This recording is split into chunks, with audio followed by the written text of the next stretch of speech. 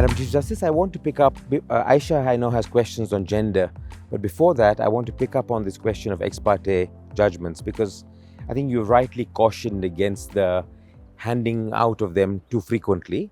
But of course there are cases when they are warranted. I think in practice what we have found is the risk of non-disclosure. So, a judge is essentially misled by the advocate who hasn't taken sufficient care to make all material facts known to the judge and effectively misleads the judge. I wonder whether the judiciary has thought about sanctioning lawyers who behave in that practice in order to discourage frivolous applications for ex parte orders. Yes, you are right. There's a lot of misinformation, misrepresentation, shortchanging. And I think judges and magistrates are becoming very aware, because you might be misread in one case. So the next case, your antennas will be high to realize in this day and age, when it is so easy to serve the other side electronically, because we have embraced e-filing, e-service, it is very easy to get the other side, even if they are in the other side of the world. You can get them within hours, and they can be able to come to court quickly.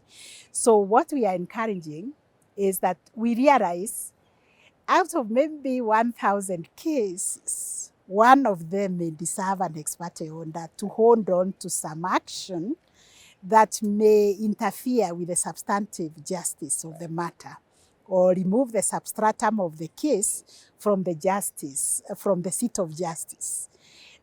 Because if there is an order to demolish the Supreme Court and it is not stopped, and the Supreme Court is demolished, then what are we going to be? There's nothing left to fight about. There's nothing left to fight. So there are those rare cases where the judge is actually given the power and the discretion to issue the order, but very sparingly. Because also, you can call the other side and quickly get onto a Zoom meeting, a Zoom hearing, and hear basically the other side establish some basic facts about the case. Yeah, so technology is also helping us a lot. Yeah, and ease of communication. Yes. Thank you. Madam CJ, one of the reasons we're so excited to be interviewing you today is you're our first female Chief Justice. We hope you are the first in a long line, and that you're going to set a really high bar. I was just wondering, you've been a career judge. Did you ever envisage when you joined the judiciary that you would end up at the head of it at one point in time? Was that an aspiration of yours, or did that develop over time? First of all, I think I'm absolutely privileged to have been given this opportunity by Kenyans to serve them as the first female Chief Justice. What I can assure you is that I will not be the last. I may be the first, but I will not be the last. Looking at what is happening, the number of women lawyers who are joining the profession, who are joining the judiciary, the number of senior women judges that we have, the passion, the energy, the enthusiasm to work in the judiciary, I am very confident that I will not be the last. So this is an opportunity of a lifetime, because I have so many people who follow me, especially young women, people who grew up in the same circumstances like I did. I grew up in the village. My parents were peasant farmers. We had no income, but just grew food to eat, and they sold the rest to arguments for what we needed to buy with the money. We did not come from a money economy, but they had the the insight that we must go to school. All of us were taken to school, and I went to school. I never imagined that I would be the Chief Justice. I lived day by day doing the best with whatever God put in my hands. When I practiced law, I defended the marginalized, the women and children. They are the ones who brought me to these corridors of justice. I joined FIDA because I felt there was a gap in our law. Women and children were not catered for. So we needed to have a solid voice speaking for the rights of women and children. Therefore, we advocated for gender equality at FIDA, law reform, constitutional reform, so that we can eliminate discrimination and get women to participate fully and to realize their full potential. So I participated in a lot of law reform, the Children Act 2001, the constitutional reform. I was an active member of the Law Society, serving in the Council of the Law Society. I didn't know what this was going to lead me to, but I think God has very good plans for us. One thing added to another. I found myself as a judge of the High Court, sitting in the family division, the very division where I was appearing to ask for rights for children and women. Now I'm the one to make those orders. And from the family division, trying to see how we can expedite cases for families, developing a checklist that enabled litigants to come to court and without being told, today bring the ID, tomorrow bring the death certificates. So we consolidated the practice and made it easier and more expedient for people to come to the family division and get their letters of administration. Because the family division is a place where people come when they are hurting. It's either a divorce, a marriage has gone haywire. It's about the issue of custody of children, wife and husband fighting over the custody. It is about bereavement. They have lost a loved one and they are coming over the property. So that's a division that requires sensitivities and to deal with the people with the empathy. I served in the family division for 3 years, then I was posted to Nakuru. In Nakuru, I was the resident judge. And Nakuru was a huge jurisdiction. We didn't have a court in Naivasha. We didn't have a high court in Narok. We didn't have in Kericho. So it's just the three of us working the whole of that huge jurisdiction. But we were able to work and start court users committees, realizing that in the delivery of justice, you can never succeed alone unless you work with the stakeholders. And that's where at Nakuru, we piloted for the first time the court user committee, which is now part of the judiciary. Very well established. Very yes. well established.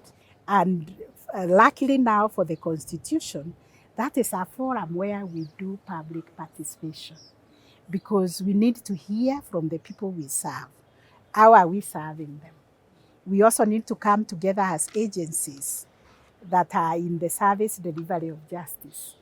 The DPP, the ANG, the Law Society, the Children's Department, Social Department, probation, to come together and say, how are we serving Kenyans? What are the challenges? What are the policy issues we need to address? What are the hindrances? And that from the court user is cascaded to the National Council on the Administration of Justice that I now chair as the CJ.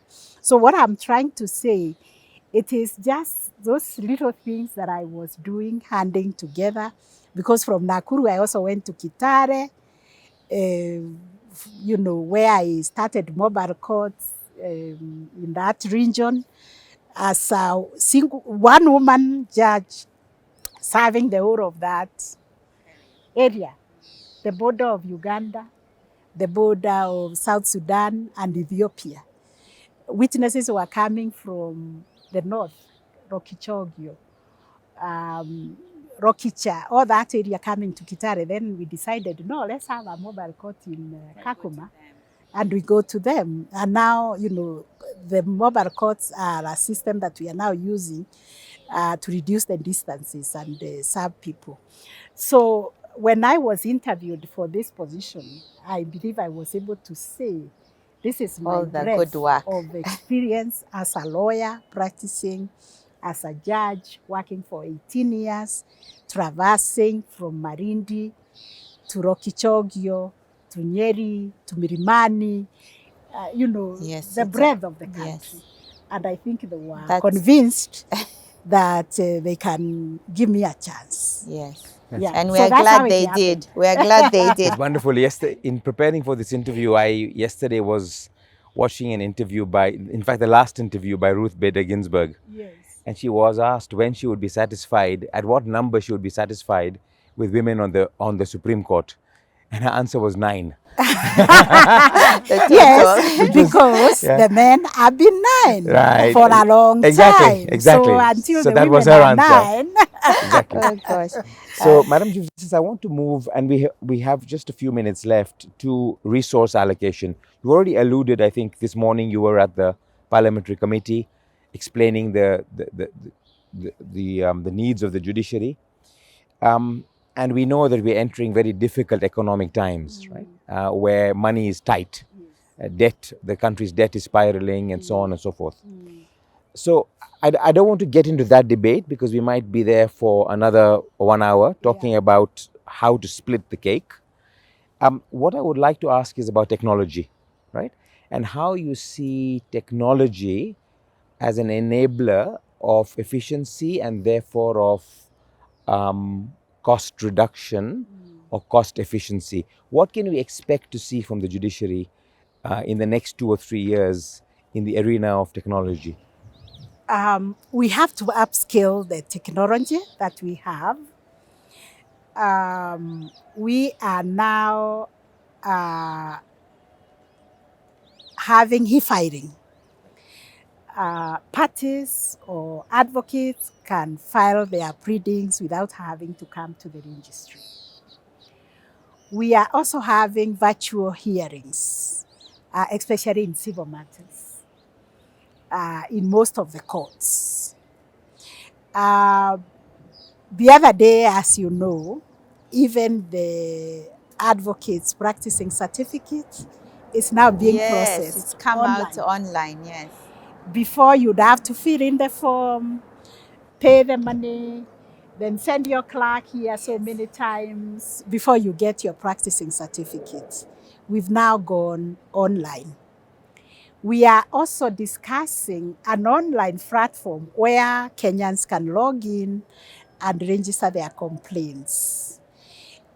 We hope we can even have artificial intelligence that can be able to process that. Well, on that, Madam Chief Justice, can I just say that, in preparing for this interview, I went to ChatGPT. Yes. And I asked it, I said, I am interviewing Chief Justice Martha Koome. Yes. What question should I ask her about the state of the Kenyan judiciary? And it gave me a list of extremely cogent questions, yes. Some of which are the questions I'm posing to you right now. I was amazed at the quality of the answer yes. that it gave me. Yes, so those are all opportunities that are coming with the technology on how we can be efficient in embracing technology as an enabler. Also, the other day we were hearing a matter, and the litigant was sitting in Marindi on their little device. I think it's a smartphone. And they were able to log in, make their submissions. I think this old man was not believing, but he also got a judgment on his smartphone. He couldn't believe it. So technology is the way to go. We will require resources because, of course, we know everybody is struggling for this very small cake, which is the the overall budget for the country. But the services we are rendering are very critical for the sustenance of our economy, because this economy requires commercial justice. They require us to ensure there is safety and security for everybody. So what we are urging is that everybody understands the centrality of the rule of law. And that's why I believe you have established this academy to foster the understanding of the rule of law by our students and anybody else who wants to run. Because I think it's also very empowering when people know the law and know their rights and know the avenues they have in case their rights are violated. Yes. Thank you, Madam Chairman. I saw a sign that said 1 minute. I think it said 3, in fact. So I'll just borrow, because I would like to ask you one last question. Not from the chat, GDP. Not from Jati. This is my own question. Yeah. I think we can't avoid discussing corruption in Kenya. Okay, it's not avoidable, and I always say to people that the judiciary is a part of Kenya, like every other aspect and institution in Kenya. How would you characterize the state of transparency, accountability, and corruption in the judiciary? So I don't want to make any comment on it. I'd rather you cast a comment on your sense of the state of transparency, accountability, and corruption. And what practically do you think we in the profession can do to enhance and eliminate and reduce the prevalence of corruption? Yes, thank you very much for that question, because I think the enemy within us, the elephant in the room always, is corruption. And we have to deal with it. How can the legal profession deal with corruption? First of all, they stop being the purveyors, the ones who deliver bribes to judges and to magistrates. They become ethical. Stand by the case you have. If the case has no leg, stop going behind to see how to give it a leg. It's not your case, you know. And even if you corrupt one court, let's say you corrupt a magistrate, I don't think you'll be able to corrupt a judge. And even if you succeeded to corrupt a judge, I don't think you managed to corrupt 3 in the Court of Appeal. Even if you managed with the wildest imagination that you can actually reach 3 judges, you'll not manage 5. So you are wasting your time. Because for me, because I'm a woman of faith, justice flows like a river. Even if you put an obstacle, it will go over it. And eventually justice will be done, because justice belongs to God. And justice will be done. So we have to eliminate corruption because it's not sustainable. If somebody is taking a bribe, they should know it's not sustainable. Even if somebody came and said, or I am a judge, I tell somebody, give me a bribe, but don't tell anybody. They are cheating themselves. People are not happy to give a bribe because they know they should not be giving a bribe. So why should we ask Kenyans to give a bribe? They have paid the taxes that pay us. We are so privileged to have a pay slip when Kenyans are struggling. So why would you ask them to go in their pocket and give something else? So it is for us to shun the practice of bribery, corruption, or whatever name we may give it. And then we have these institutions we have put in place. For instance, my office as a complaint mechanism unit, the ombudsperson of the judiciary. And as I was telling you, we are about to launch a public portal where people can log in and register their complaints. And we are taking those complaints very seriously, especially of corruption. Judicial Service Commission is there to discipline and hear these matters. So if anybody is taking a shortcut in their professional life, working in the judiciary, and committing suicide of their career, it is the one who is engaging in bribery and corruption. It will definitely be cut short. It will not last. And for the larger corruption in the society, you know, we have these institutions that are established in the Constitution. The ethics and anti-corruption. We have the Magistrates Court that is dealing with corruption. We also have a High Court division that deals with anti-corruption and economic crimes. So we have the laws also. I think Kenya has the best laws to fight corruption. At least I've had jurisdictions coming here to benchmark on our laws and the institutions that we have to fight corruption. We are probably struggling with the implementation of the laws and to establish these institutions, but I can assure you we will have to deliver to Kenyans. Thank you, Madam Chief Justice. And I think on that note, we have to end. We had a lot more questions for you, but we see this as an opportunity for us to come back on another day. Absolutely. When you've made more progress and track it. Yes. We thank you very much for your time today. And on behalf of Kenyans, you know, we are all invested in your success Yes. as a judiciary. Yes. Because if justice is something that you can buy, then it means for the rest of us, when we need it, we won't have it. So Yeah. justice must be justice for all, Yeah. and we wish you all the best. Thank you. you. Thank you so much. Thank you. Thank you. Thank you so much Thank you. for your time. Thank you. I appreciate Thank it. you. Thank Thank you. you. Thank you so much. Yes.